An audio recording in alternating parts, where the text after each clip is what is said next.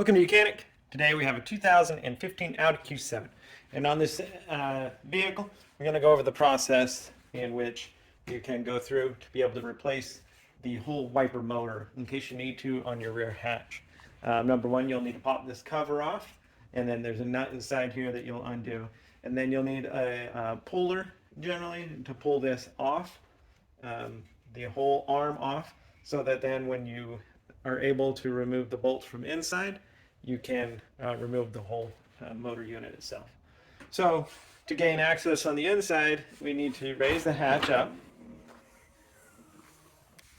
And with the hatch up, we would be able to remove this interior panel.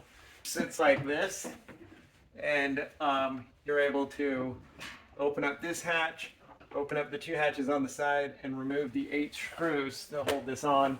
And then also once you remove those screws, then you have the little pull tabs to pull it down and to remove that panel. 2 electrical connectors slash where the lights, one's the light, so you can pull that out from the inside, and then the actual switch to make it go up and down. That being done, then we have our motor right here. You can either potentially replace just the motor unit, but it's most likely your gears inside here that have gone bad. And so you undo your electric connector right here.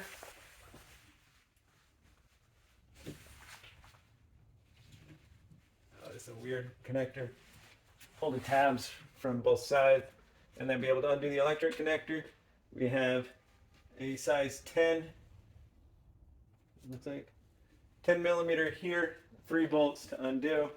And then we've got the water line that comes in to feed there. So pop this clip and undo this.